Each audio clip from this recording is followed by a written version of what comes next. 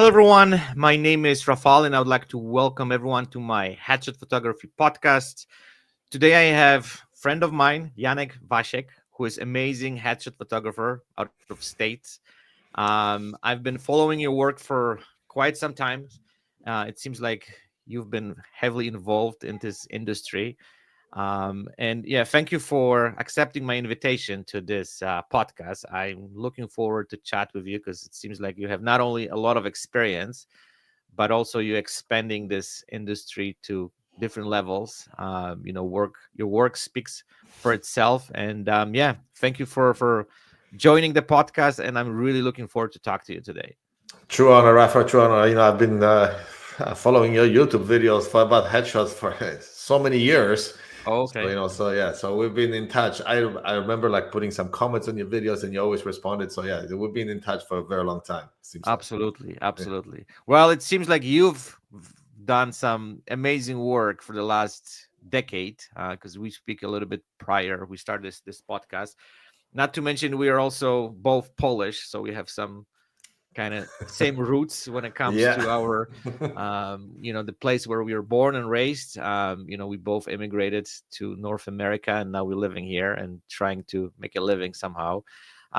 So before we jump into some specific details, and this is one of my first questions whenever I talk to photographers, can you tell me a little bit more about your journey into photography? Like, I know everyone has a different kind of ways getting into this, and then we talk a little bit that you have completely different job prior you got into Mhm. photography.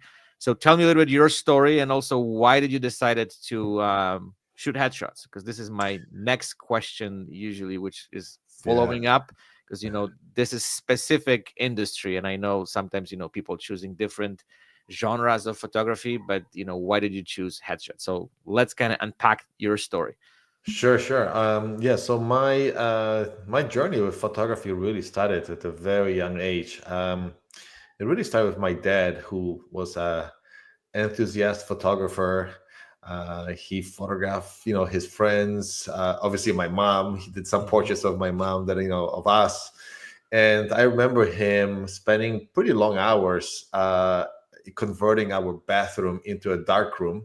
So he Yes. was developing the films and the slides, and then we have those evenings of uh, showing, him showing the slides either from the portraits or from the travel, and that's how I got into the passion about the photography.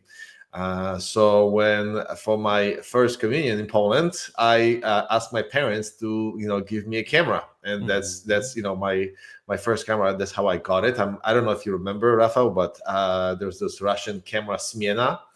Of Uh, course. We all shoot on yes, that. That's how we yeah. started. So I so I have that camera, and I actually still have it. Let me show you.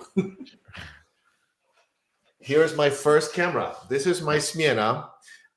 This is the first Russian. camera that I photograph with. Obviously, it's a film camera. The funny part is that the shutter speed. I don't know if you're going to see it, but the shutter speed, you decide: is it full sun? Is it semi, like a little bit cloudy, more cloudy, cloudy, and rain? And this is how you decide, what kind of shutter speed you're going to have on your camera. Easy, So, easy. No yeah, complication. yeah, exactly. So this is this was my first camera. Then I moved to like a more advanced camera with a Zenit. So I had Yes. another Russian camera Zenit. So that's how and then in high school I all these years I photograph friends like I wanted to go to a film school, to Mhm. which it's a one of the most famous film schools in Poland. But Mhm. I had some friends that actually got admitted to that school, and I saw their work. Like, because in Poland you have to prepare a whole portfolio of work of photography before you even apply to school. Yeah. You And have when to I be saw their Steven work, Spielberg before you even get in. basically, that school is really tough. And so when I saw the work, their photography work, I was like, you know what? This is not gonna work for me. I'm like, years and years behind him. So that's how I decided to go to business school. So Okay. so yeah, so I went to Easier. business school in Poland. Then after first year in college, I moved to US. Hmm. And then all those years I thought, I was in, obviously in business. I did finish my degrees, and I was in consulting. And I continue photographing, but I photographing friends. When I travel, I photograph a lot of, when a lot of people when travel, they try to photograph all the tourist attractions or whatever they are. But I always focus on photographing people when I travel. Hmm. Uh, from, I don't know, like a fisherman in Greece, I would just go and get on his boat and just photograph him. And it's just, he couldn't understand me, but I photograph him, quite a bit. Just People in do your Cuba, work. yeah, and I just, so photograph him this way. And that's how I continue, my passion for photography. And I remember it was like 18 years ago, something like that. Somebody offered to pay me for a portrait session, and I was like, I can't believe that I'm gonna make $100. Somebody's gonna pay me $100 to actually photograph. Hmm. So that's how it started. And then the next step was some. Sorry for this. I thought I did. I didn't do not disturb. But I guess let me just make sure. Yeah, I have do not disturb. Hmm. So then I photographed. Somebody asked me to photograph a wedding because they couldn't find a wedding photographer, and so that's how I got into weddings. I said yes. I bought some books about how to photograph weddings. So I read, I think, like 3 or 4 books about wedding photography before I could photograph, and then I photographed it. They were very happy. I was like, I think I made like 850 or $950 on the wedding, and I was like, I thought this is too easy, So Yeah. so then I photographed weddings for so many years, and then when we moved, and this was back in Chicago, and like about 8 years ago, I mean, during the time, you know. I knew about headshots, but I was not photographing them. I was Hmm. lucky that I had I shared my studio in Chicago with Mike Schacht, which is one Hmm. of the like big headshot photographers. He was one of the original Peter Hurley associates. Hmm. So I actually met Peter, and because Peter had workshops in our studio before I even did Oh wow. headshots, you Hmm. know. And I was like, this is too easy. I was like, wedding is so much harder. Easy headshots, Yeah. like, too easy, right? So then, when we moved to California, and the the lead time to get money out of a wedding, or within the wedding industry, is the lead time is like, okay, maybe 10 months, 12 months. So so you don't see all the money, for the next 10 or 12 months until the wedding comes. So we needed some money right away. So that's when Sasha and I, Sasha, my wife, we decided, what, let's try to do headshots, because people book the session, we get the money right away, and then Hmm. so we can have some cash flow, going on, because Yeah. weddings, it's the lead time was Seasonal. Yeah. too long. Yeah, so that's how we started headshots, and I totally sucked at the beginning, even though I thought it was so easy. But when I look back, I'm like, oh, this is horrible. So Yeah. then I started, then I was like, I reached out to Peter. It's like, okay, I I need to work with you. I need to be an associate. So so I joined the Hmm. headshot crew. I got my associate with Peter, and that's and then I took his workshop. So that kind of put my headshot Elevate. work at a Yeah. different level. Yeah. It's interesting because we went for like very similar path. Like I was wedding photographer for almost a decade. And yeah, same thing. I thought like, well, headshots are easy. If you can shoot wedding, like, there's nothing else you cannot do, right? Which is Exactly. all nonsense. But and then I started like, burning out with weddings. I was just like so done. And then I started like, I still want to stay in the industry. And then yeah, I got into slowly, as you like, get into headshots. And then it was like, it's going to be easy. And I remember my first few headshot sessions, and it was just horrible. I'm like, I have no idea what I the hell know. I'm Yeah. doing Right. here, right? Especially, Yeah. like I shot my weddings like literally mostly natural light. There's no any, during the reception, of course, you have some, speed lights, Hmm. whatever, Hmm. but no experience with studio lighting and all this, stuff, which is another kind of learning curve for every photographer, right? To figure this whole thing out. Yeah, and then slowly get into headshots and kind of, similar path. So it's interesting. Perfect. Okay, so tell me, so you started your headshots, you started like really pushing to learn more about it. Hmm. So what was one of your biggest challenges when it comes to headshots, like when you started shooting them and you realize, okay, you know what, this is not as easy as it looks like? but what was the kind of thing which really kind of like, okay, I need to work on not only the lighting, because that's one challenge, but in Mhm. general, what was the one of the biggest things you faced, which was like, okay, I need to figure this out. Well, to be honest, I mean, lighting was one of the first things that I wanted. I'm very technical. Hmm. As I mentioned, I come from business. So I have a very mathematical mind. Very, Hmm. that's why I always say I'm more of a craftsman versus an artist. Hmm. So I wanted to make sure that my lighting is spot on. That everything is good before I even start working on the expressions. Hmm. But as simple, the lighting was a start, and then camera angle was very important, right? Hmm. And um, you know I started very high, and as I go as I get older, my camera is getting lower and lower and lower, Hmm. so so I was like, oh, actually you can photograph from slightly lower angle and it actually looks good. So Yeah, yeah, yeah. so there was those discoveries, and then the facial expression, obviously was something that I learned from Peter, through his training, and but then my biggest challenge overall was, when I was photographing for larger companies, Hmm. to make the colors clean and consistent, Hmm. because I figured out that it's easier to just create a headshot for one person that looks amazing. It's so much harder to create awesome headshots for 40, 50 people that look consistent and yet they all look good. Hmm. You know? Yeah, what? Never thought about it, but yeah, you're right. Especially, those companies, they always look for some, how I can say it, as you said, consistency with their images. So they Mhm. they look maybe not exactly the same, but they have this proper color tonality. They match each other, and then they look professional on their website. Absolutely. So let's dive into this. So Mhm. like, because now we're getting into we will talk about some other stuff as well in a second, but so you started learning how to retouch your images, or what was your approach to make this look good? Because I know retouching is another sets of skills which it takes a lot of time to learn, and I know a lot of people out there struggling with that. Nowadays it's Mhm. definitely easier with the AI plugins and all this Mhm. Mhm. applications we have, which we can use to make those images look very good.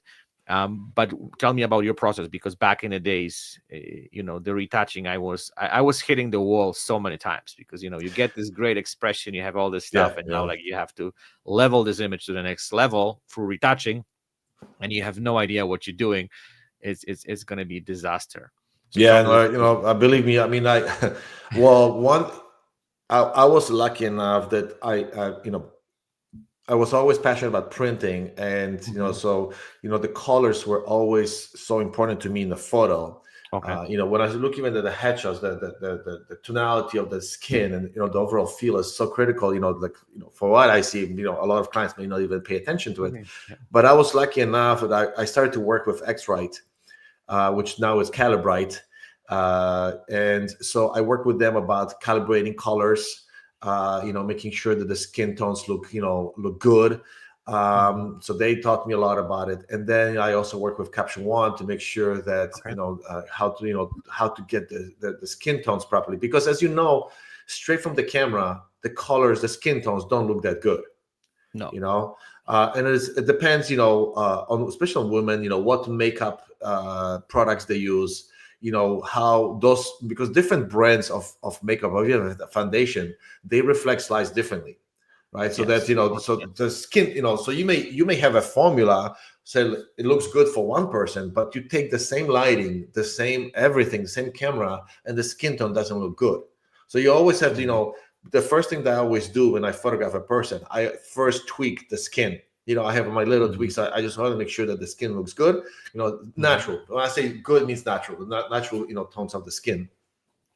And that's, so that's when I started, to work on it. But I made the, when I, even a long time ago, when I was watching your retouching videos, when you do the, like, almost the pixel level dodging and burning, Mhm. and how easy it is to overdo it, Oh yeah, yeah. so that person looks like, Plastic. like a man. I don't know, it's like, it's Mannequin. weird. Yeah. Yeah, so 100%. I've made those mistakes, and then I over time I developed, okay, this is like, I want a clean look, but still looking natural. And then pretty early on, um, I started to outsource my retouching. Hmm. So I went through a lot of different retouchers, offshore, and Hmm. I finally found one that actually listened to me. Not only that, because like because they do their own things, you give them any feedback and they like become defensive. So I finally found one that actually I show them how I do it. This is how I want the result I want. He listened. He didn't do the right the first time, but after two or three tries, he's been, he did the right job, and I've been working with him for the last, I don't know, 4 or 5 years now. Oh wow. Okay.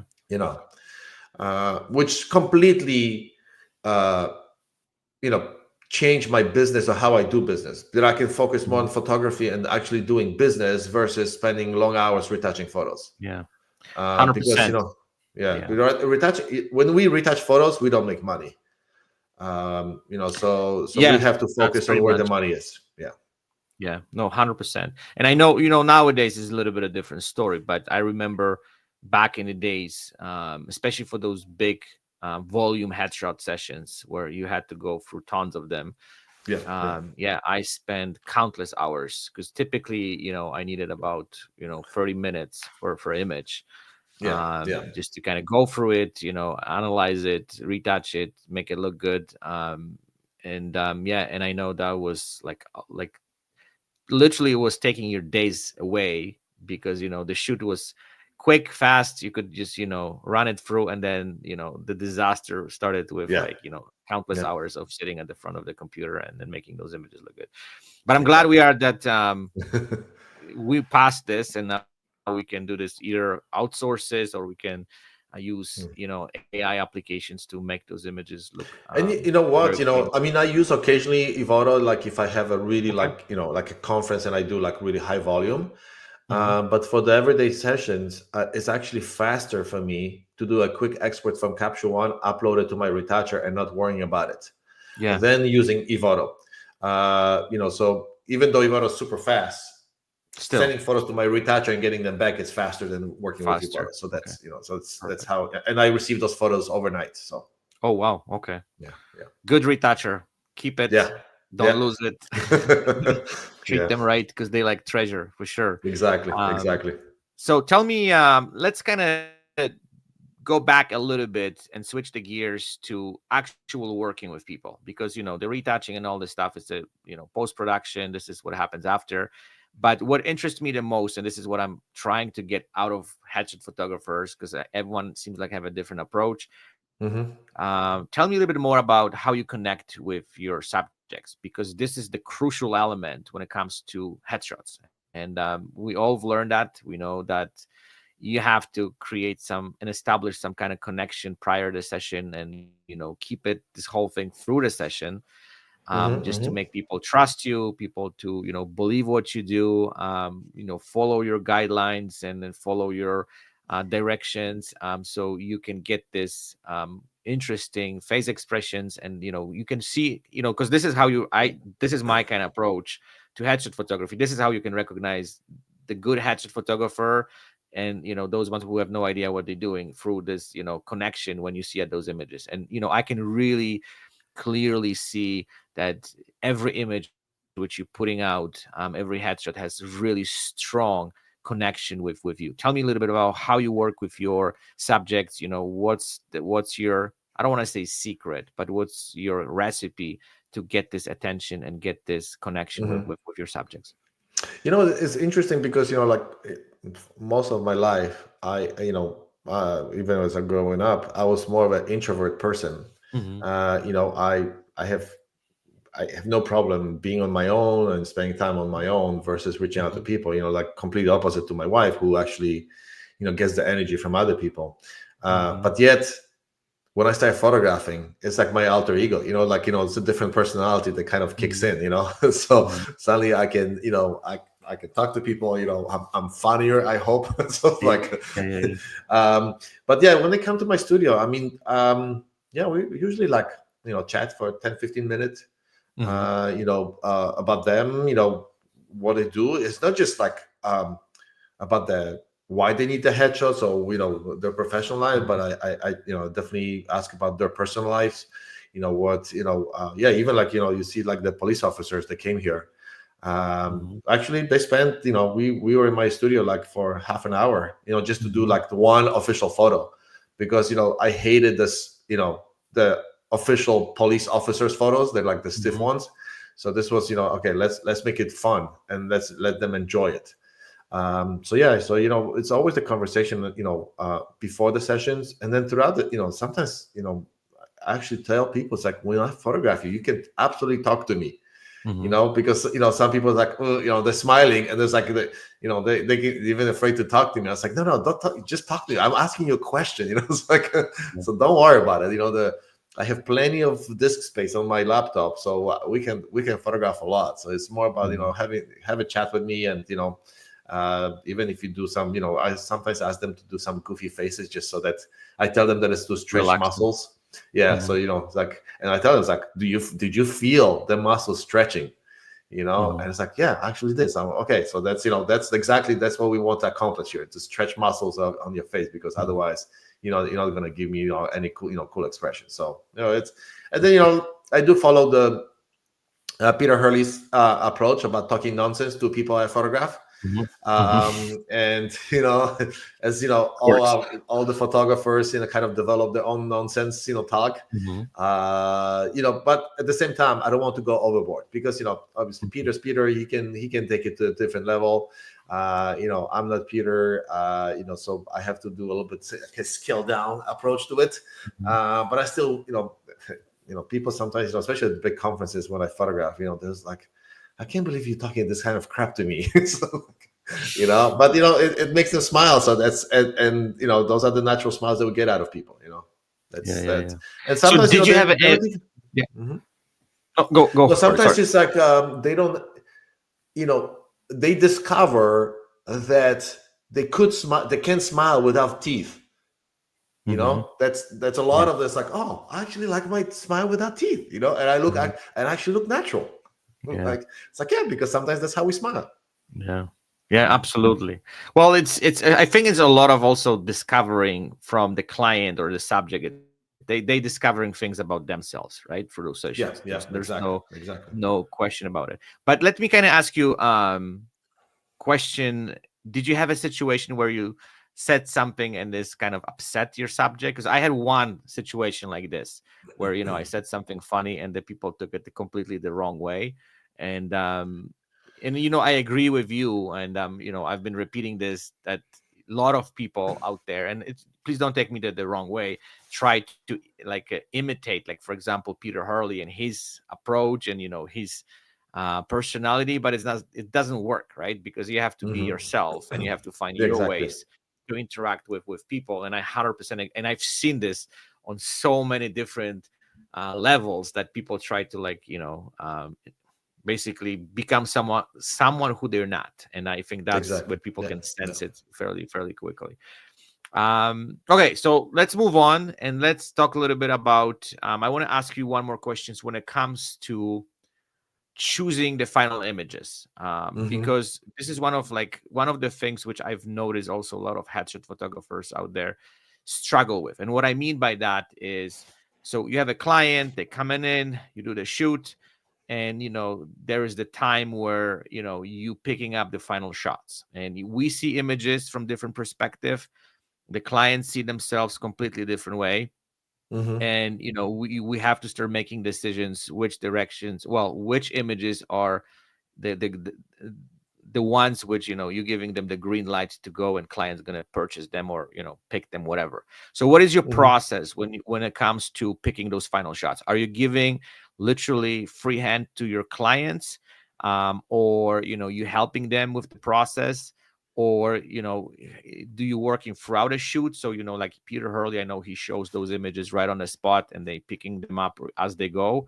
And I know, like for example, myself, I send them out, right? So like I do the shoot, I basically select the essence from my work and send them to the clients and help them a little bit with the process, but I'm giving Hmm. them a little bit of time to digest those images. It's not like because I know, right, when you are on the spot, And again, like, I'm not saying this is the wrong way, but what Hmm. I'm trying to say that some people, like, I have this situation because I tried that, and I had some kind of situations where people, like, I like that image at that moment, but then later on, like, hey, I know I kind of look at this differently. I wanted something else. So that's why I was just like, okay, I don't know if this is the right way to do that. So tell Hmm. me your Hmm. approach, like how this whole thing works on your end. Yeah, we do the selection during the session. Hmm. So I photograph, we basically review the photos with every outfit.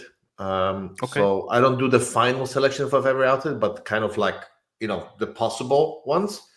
Okay. So, when I thought, after I photographed, I told them come over to my to the station, and I have like a station with a big monitor, on my laptop. Hmm.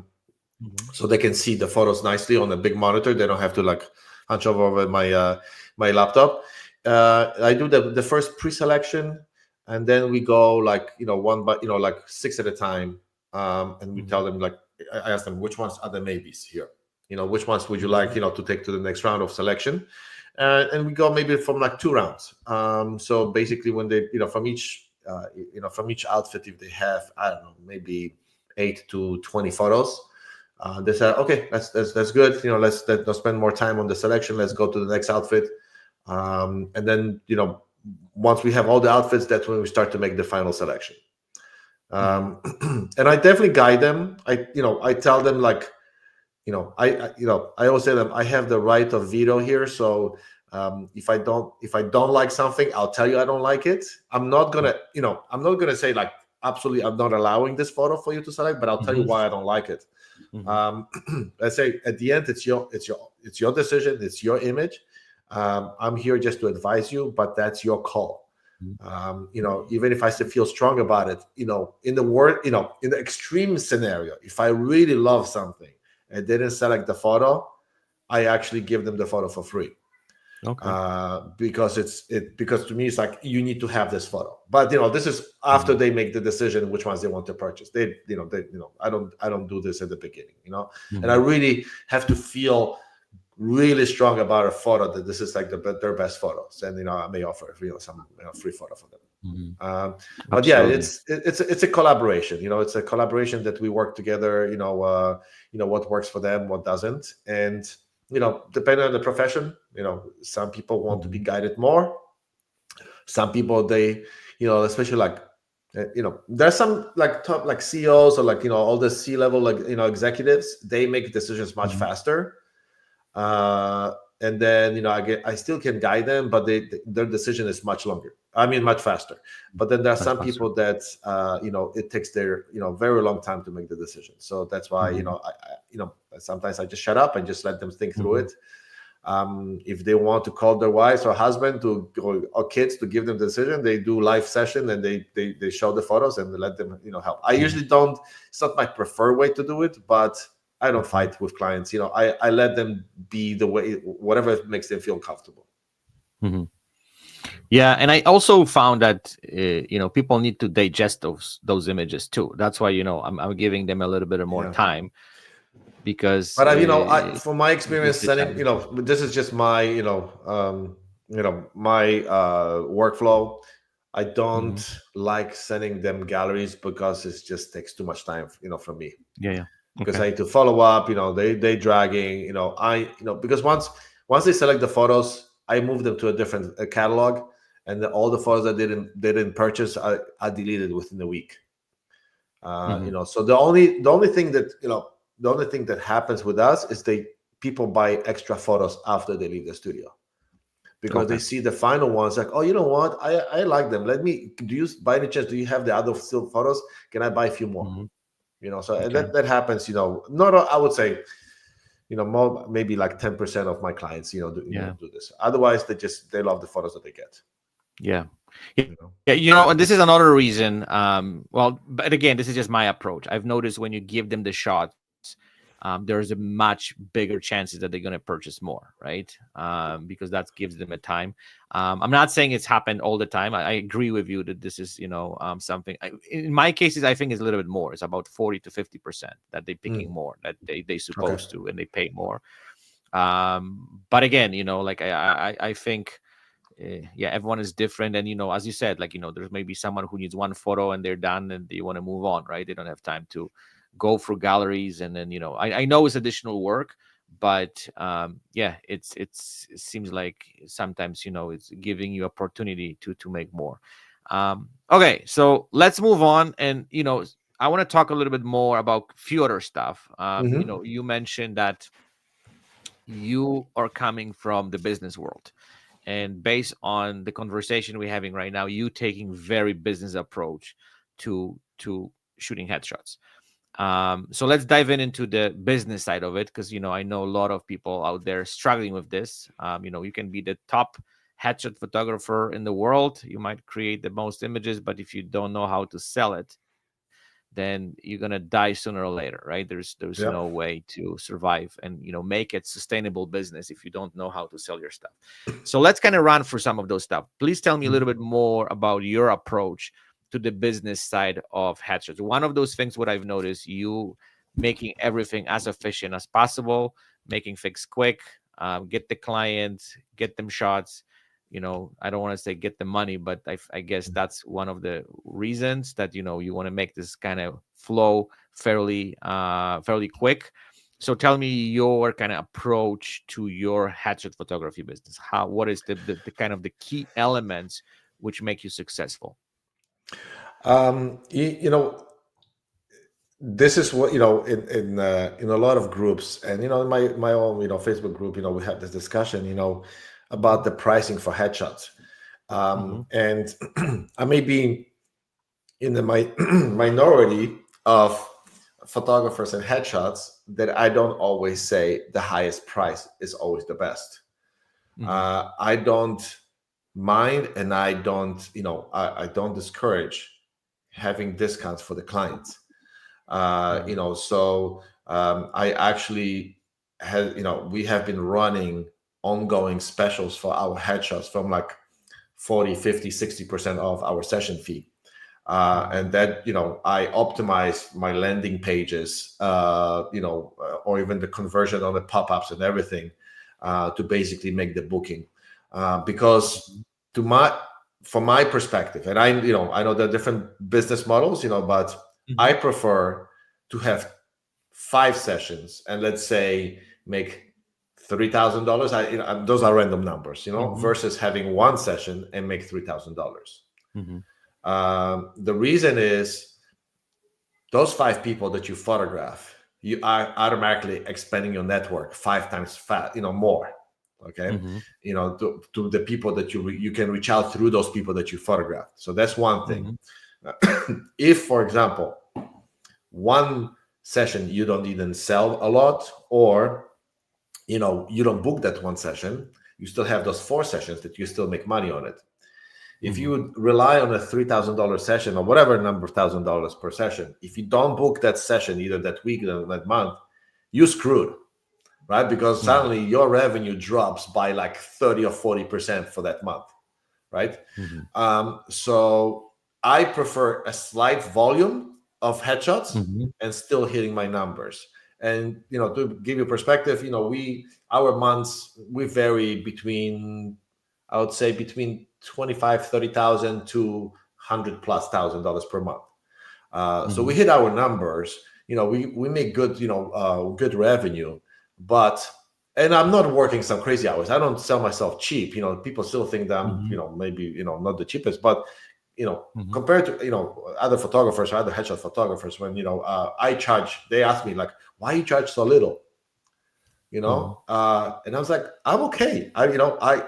I'm okay to do this because my network is so big right now, that I constantly have people in my studio. I mean, I photograph 3-4 sessions per day. Hmm. So, and that's kind of my approaches to to business.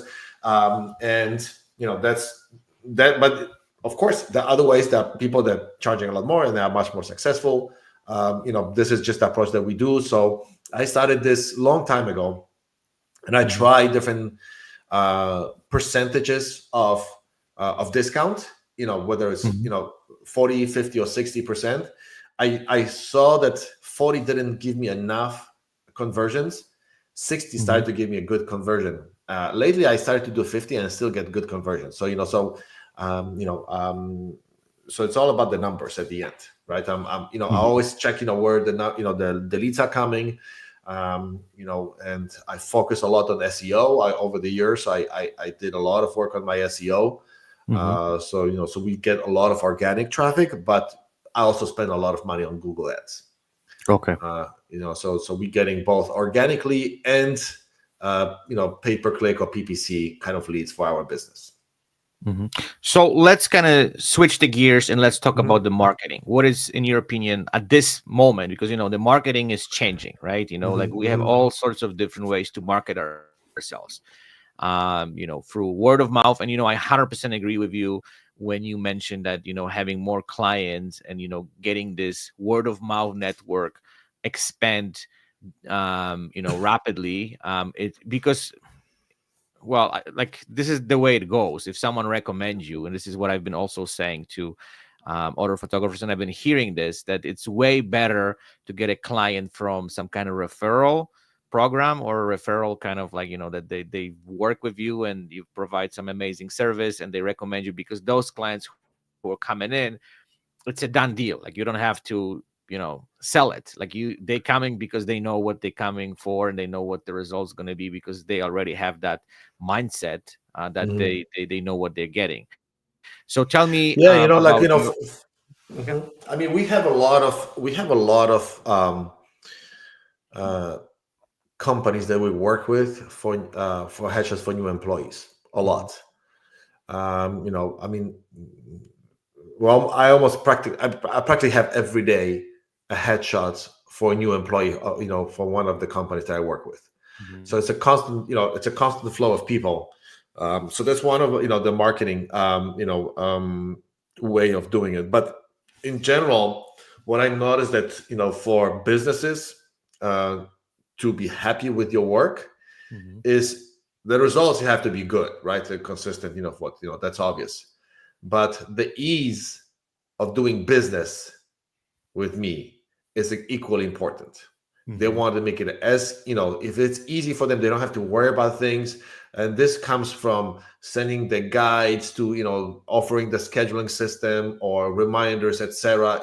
Being nice to each person that you talk to. Not so I always put my ego in my pocket. I really have a pretty low ego. So it's I'm more interested about the person that I photograph. So I don't want to be this, the artist came and you have to listen to me. I I'm pretty easy with people. I listen to them, and yeah, if it's for them, it's easy to do business with me. They're gonna come back, Mhm. because if you put yourself in a position of a person in business, uh, they invest a lot of time and risk to select the photographer, right?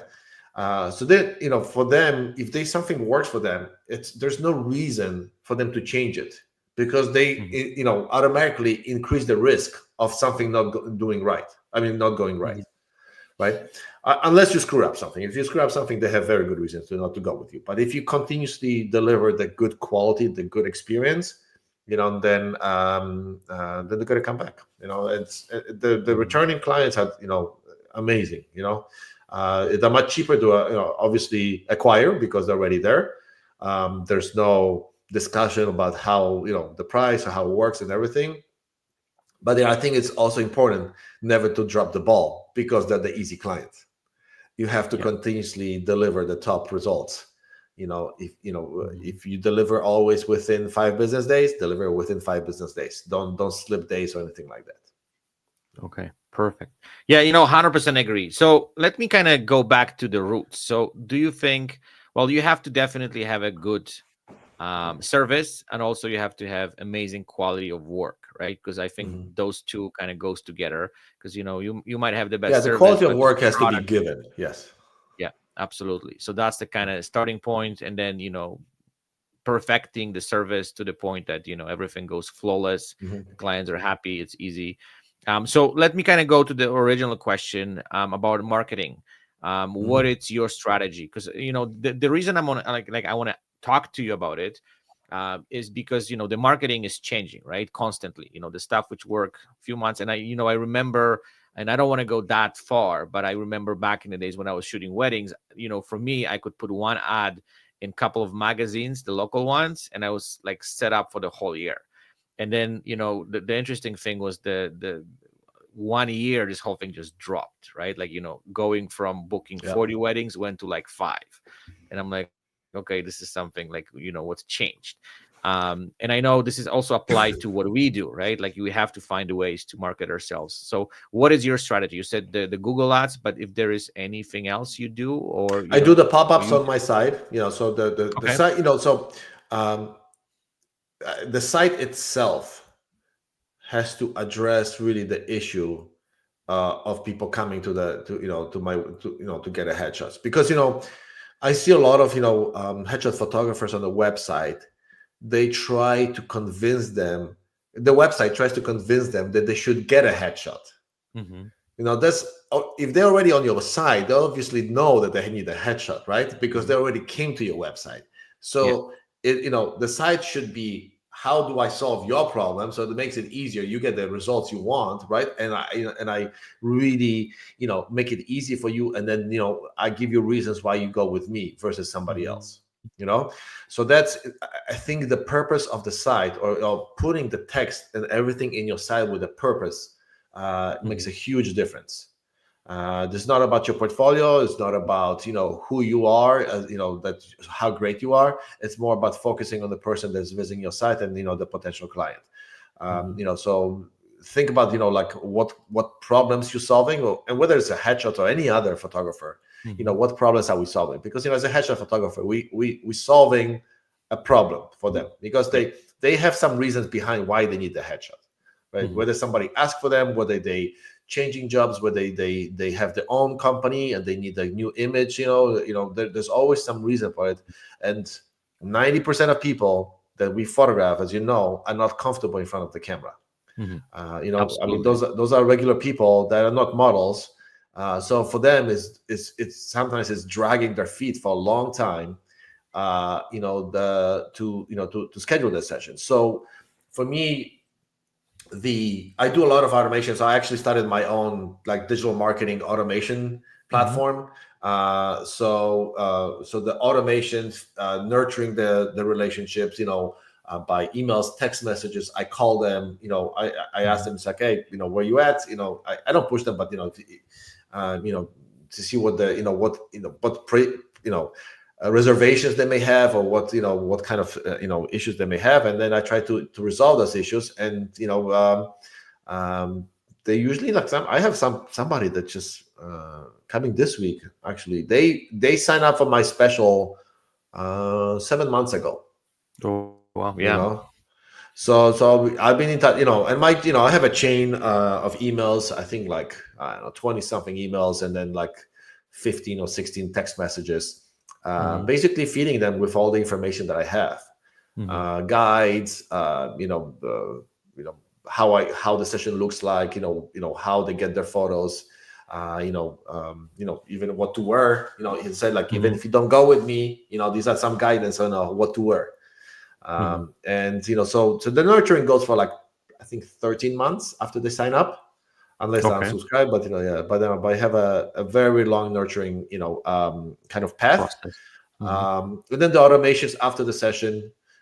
So as you reviews are very important, Hmm. and so I don't give any incentives for reviews. I just let them be organic. But I noticed that sending them a text message asking for a review has much better results than emails. Yeah. So, what is, in your opinion, nowadays the best way to communicate with clients? Because like I agree with you what you said about like the nutrition portion, right? Because Hmm. most people who are coming to us, they have no idea how this whole thing works, right? Like they have some kind of viewpoint on in their mind how this whole thing looks like, but they don't understand the whole process. Hmm. um and I also, I 100% agree with you with the educational part, that we need to feed them with everything to make this easier for them, to make this Hmm. kind of like make the final decision. Okay, I'm going to do this. And then the educational part, I think, is a huge part of it. So tell me a little more about, like, what in your opinion is the best way to communicate with clients, because emails, I found sometimes they don't can really describe all this stuff, what do we do. And I know people reading stuff, kind of the way that they see what they want to see. In my case, the way I look at it, and the best things would work for me is the phone calls, because you can really talk to them directly and then explain them Mhm. step by step. So what is your approach to basically dealing with clients, communicating with them, and just kind of winning them to sign up with you? Yeah, so for all my individual, I send email and text messages, and text messages are, late, not lately, but they usually work pretty well, Hmm. because people feel less formal about it. It's harder for them to miss them. So text messages is, are very important. Um, I do call, when they fill out the form, I especially like not the lead, but then when they schedule the session, they have a feel whether they want to chat about their Hmm. session on the phone, and if they do, then I call them and we chat Hmm. about the session. The corporate leads and the conference headshots, I send an email and I also call, Hmm. and I call multiple times if they don't answer because they might be busy, but sometimes they may go to a different folder for them because the company has some policies on the emails or whatever it is. Hmm. Sometimes I do call and it's like, oh, I didn't see your email. It's like, oh, wait, I do see it now. Okay, now I got it. Hmm. So, and sometimes they have, they're working with budgets, some restrictions or whatever questions they have. They, it's for them, it's too long to write it. Like it takes too much time to write, the questions. So quick call and I can answer them right away.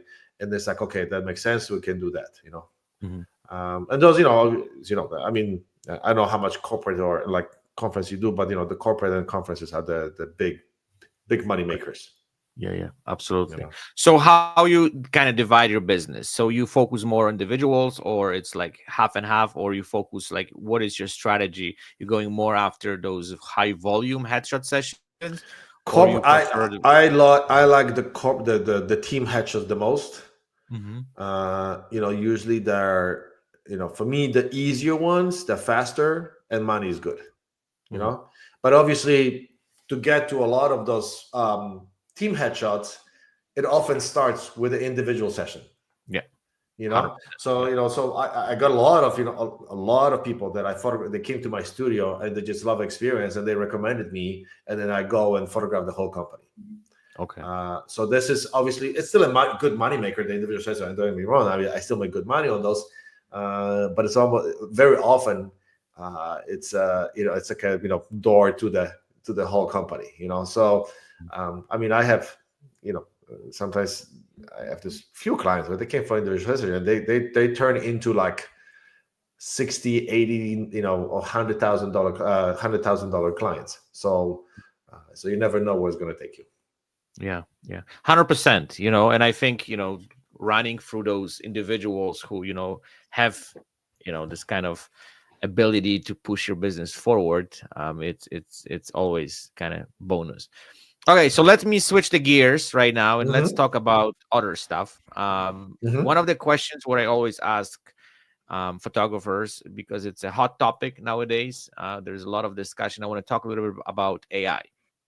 Hmm. How, in your opinion, what is your take on it? How you think this is gonna disturb our industry? I know there is some positive stuff, like retouching, automations, and all this stuff that Hmm. can Hmm. really speed up. What do we do? Can automate it. What do we do? Can make things very, very easy, and especially those things which were extremely time consuming. But what is your general feel about AI? Like, literally, well, it's already here, so it's not something that Hmm. we're waiting for. It's something that it's already heavily kind of involved in what do we do. So, what is your take on this whole new technology which coming to our industry? As you know, there are many different aspects of AI, Hmm. right? From Chat GPT that I use a lot, Hmm. to not even craft like the emails or or text them, but like lately I actually use Chat GPT to analyze my marketing and give me Yeah, strategy advice on my marketing, which is yeah, that's absolutely. Yeah. to me is so useful, because it's now you can analyze your competitor's website and reviews, and create the profile or text for your own website based on the reviews that your competitors receive. So that 100%. Yeah. so from that perspective, it makes easier. Um, you know, will everybody use it? No, because you still need some kind of level of technology skill to use it, because you have to, it's not just a prompt. You have to know how to prompt it. But from image, I do use AI in my image editing, especially the headshots are a bit less, because it's more a skill. But like for events, or like even like environmental portraits, I use it more to remove some distractions, to fix it, etc.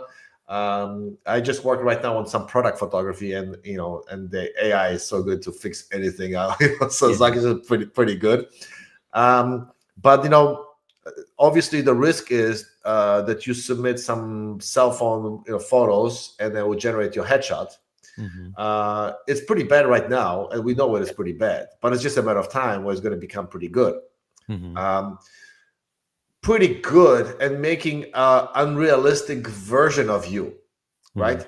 Because unless the technology goes to somehow analyze the muscles on your face, because just taking a photo, that doesn't, as we talk, interact with people, our muscles work certain way, and that's how people know us, right? AI, just by analyzing the photo, doesn't know it, right? Because that's why sometimes when you look at those AI photos, they don't look like those person that because they don't know how our face moves, right? Because every person's face moves a little bit differently. So maybe at some point they'll do it. I think those people that will be doing AI headshots are the ones that have really crappy headshots right now. Yeah, those ones going to go away. Exactly. And then if somebody has a really crappy headshot now, they may use AI because they don't want to do it. They don't value them. They just do it, right? I ask people, like when they come to my studio, if the AI was that good, would they use the AI, for the headshots? And I would say great majority of people say no, because they will know it's not them. And people, when they put the photo of themselves, they want to feel and know it is actually them and not some computer generation of themselves. Whether it will change, who knows? But we definitely should be prepared that this will be a big disruptor in our industry. And I would say only the strongest will survive, as with any service. So just we have to make sure that our business is as solid as possible. We have really good relationship with people, and even if the industry shrinks by AI taking some portion of it, there'll be still some need for regular photographers. It's the same way, CDs and digital music didn't kill the vinyls, right? Well, actually, they came back even stronger. Exactly, right? Or people still shoot on film. It's still there. It's smaller, but that's still there. If you're good at it, people will come to you, right? I mean, weddings or whatever, people still shoot with film, and those photographers are even more expensive because they shoot on film. Yeah. No, I 100% agree with you. And then, like the one thing which it's interesting because everyone has a different perspective. And whenever I do those interviews, people always bring something fresh to the table. And this thing what you said about the face muscles, that it doesn't feel right. You can really see it that is pushed. I agree with you that this technology only going to get stronger and better with the time. But I deeply also believe that you we creating the real version of the person. It's not something which is altered. It's fake, and it's something that. And I think at this point, we have to educate people about this, right? And keep it this whole thing strong from our perspective, just to make the people not only trust in what we do, but also believe in the experience, believe in the final quality, and give them something what really going to represents them. So that's something I think it's going to be up to the discussion. I think we need to, as you said, scale up our skills and make sure that every client who comes out of the studio, or out of our service. They're going to get something which is not only good but is also meaningful for them, and is going to give them some kind of interesting experience. Yeah, so tell me a little bit more. I have a couple more questions. We're kind of hitting Hmm. the 1 hour. um Tell me a little bit more about the advice you would give to somebody who is starting into this industry. It seems like you've got very, very long, um, I would say, run. We talk a little bit prior we start this podcast that there's a lot of people who come in, they give up quickly and they leave. There's not too many photographers who really stick to their guns, and doesn't matter what the life and the industry brings at them. They hold on to it. They try to find a solution. They try to Yeah, yeah. somehow fight it, and then overcome all those challenges. So, what would be your advice to someone who would like to start headshot photography? And I want to kind of add one little caveat Hmm. to it, because this is something which I deeply believe we all headshot photographers have, that empathy to people. We have this completely different approach how we treat people, how to interact with them, and headshot photography force us to be humble, to be empathetic, to understand people more, to connect with them better. And this is something what I value the most. It's not even the money, it's not even about the pictures, it's about the connection which we are creating, which are so meaningful. For many, many years we do that. So tell me, what would be your advice to somebody who is trying to get into this and start this business? Um, yeah, my advice can be very simple. I mean, the basis is you have to have focus on good quality photography first. I mean, that's a given. Hmm. If your photography sucks, your business will suck as well. So the good Hmm. photography, I don't care what style you have, but be good. Like, yeah, and be consistent with that style. And then the second advice, which is I think uh, the game changer, is to work much much harder than anybody else around you, Hmm. and that will get you the success. Okay. There's no golden bullets. There's no Shortcuts. some kind of magic formula. Just work harder than anybody else, and be better at what other people are doing. When we moved to California from Chicago, we were completely unknown. I mean, we had a name already established in Chicago before. When we can move to California, we Hmm. were nobody as photographers, um, and we actually walked from business to business, street after Hmm. street, to introduce ourselves and ask if we can photograph them, Hmm. um, because nobody was doing it. I mean, do you know anybody that walks door to door, and ask businesses if I they was need doing headshots? that. I was Yeah, doing so that. so but yeah, but that's what makes you successful too, like but there's people, we're easy to complain about things, right? Mhm. About the market, about things changing, people don't value a lot of work, etc. Right? So I don't like to complain. It's like, Yeah. if something bothers me, I try to see what the root cause and what I can do. And if I need to work harder, I work harder. I make The better Polish blood. relationships. Let's be honest. Yeah, We I mean, bring that. yeah, like I'm sure those books like 10 Exit. Like Mhm. I don't like this guy that much. I mean, but I think the concept is there. You Mhm. know, Absolutely. Yeah, so. 100% agree. And you know what? I remember when I came to Canada, um, and I have also similar story when it comes to my kind of like journey into this, because my dad, he was a photographer too. Like we had a dark room, and he actually put into me this like little desire to be a photographer, and kind of Mm, stick with me for years. And then when I came to Canada, even like we all go through kind of similar process as immigrants. You're starting with the lowest paid jobs, the worst thing yeah, ever. You have yeah, to, and that was like the one dream I live on was to be a photographer, right? And then you're doing this crappy jobs for no money, or they yeah, pay you whatever, right? But do you have this dream that at some point. And yeah, I remember whole my family was against it. Like everybody, it was like, what do you mean photographer? Like, you have no equipment, you have no studio, you have like literally no skills. You didn't never go to school. but somehow, we were able to, make this dream come true, and through hard work and never giving up. And I 100% agree with you. Yeah. This My parents were very concerned when I told them that I'm going to quit my, corporate world, just Yeah, like, wait, what? Are you sure? I mean, you spend all your life, doing, yeah, going to university and, getting a master's and all this career that you had. Are you sure you want to give it up? I'm like, yeah, well, you only live once. yeah, I hate the exactly. stress. I hate the But also, stress. So, yeah. I think in your case, you use this very clever way that, all these experiences from the business side, you implement it into your photography. So you kind of still businessman. You just Yeah, change yeah, it's a different the way. Yeah, craft, right? You're doing yeah, yeah, different things, yeah, but yeah. the business stays there. And I think this entrepreneurial approach kind of stays there, right? So perfect. Awesome. You know what? That was pleasure talking to you. I hope that at some point we'll do this again. I would love to talk to you more about business. I've been following you, for quite some time. Like you've been, uh, as you said, you were known in, like, it was funny when you said, like, I was known in Chicago. Like, I know you for a long time. Like, so your face is out there.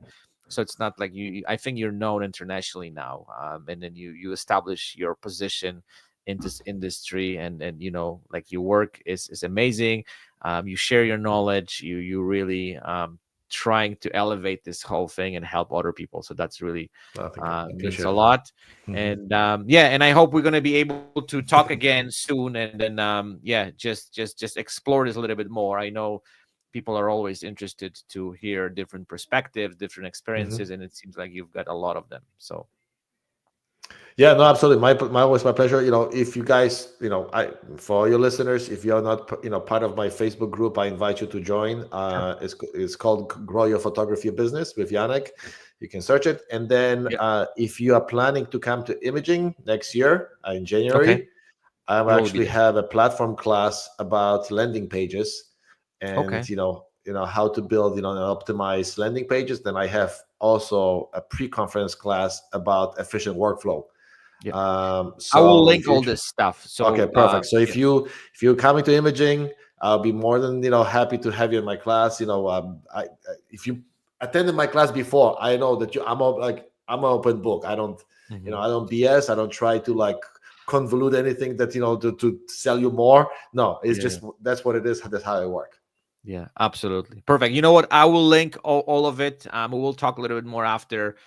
If there's anything else, we will put that into description so people can not only check your work, but also they can maybe reach out to you, or talk to you, and if they have some questions or concerns or something that can help them out, I'm sure you will be willing to Yeah, help absolutely. other people. Okay.